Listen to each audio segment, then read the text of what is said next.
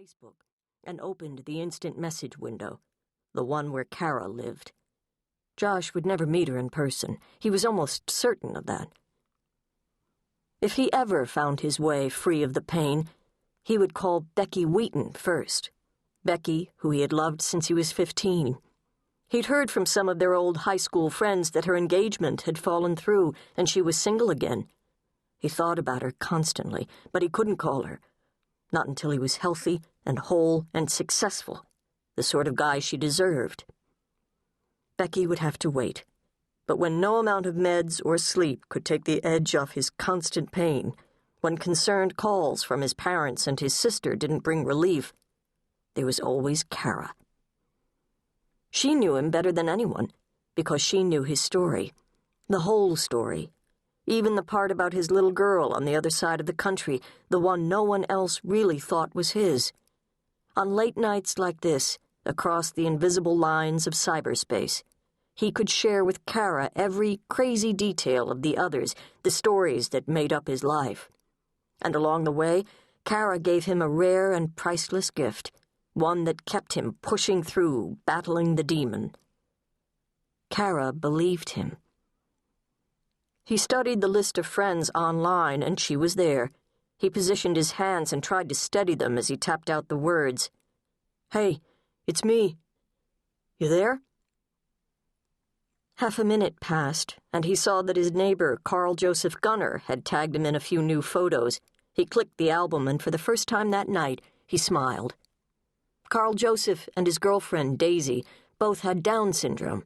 They lived with roommates in separate apartments in the adjacent building, and both were very independent, with jobs and the ability to use the bus lines for errands.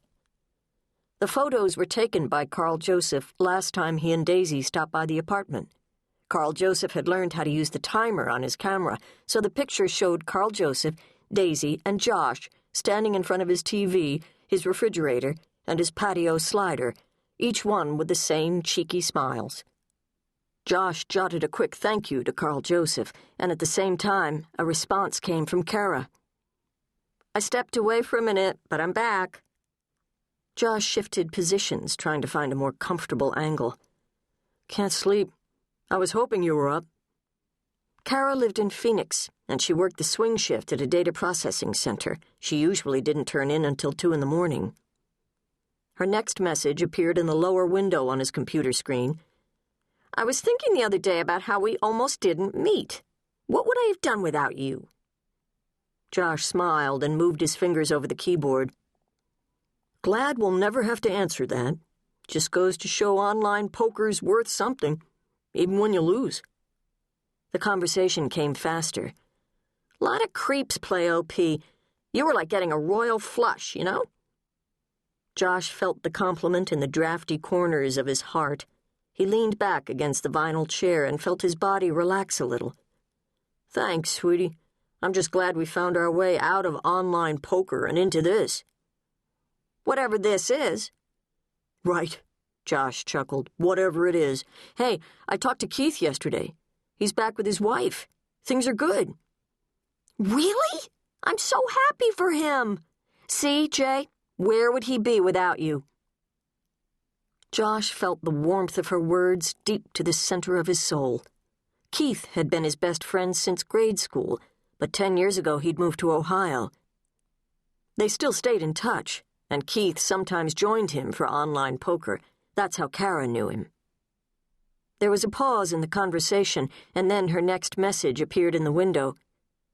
"How's your back?" "Hurts like crazy. Let's talk about something else. I'll go to court again next week." "To testify?" "Yes, my lawyer says it should be the last time." "Yay! That means the settlement's coming, and then you can go after your daughter." Josh read the line 3 times before his hands began moving across the keyboard. "That's why I wanted to talk to you tonight." "Why?" "Because you make her seem like a real person.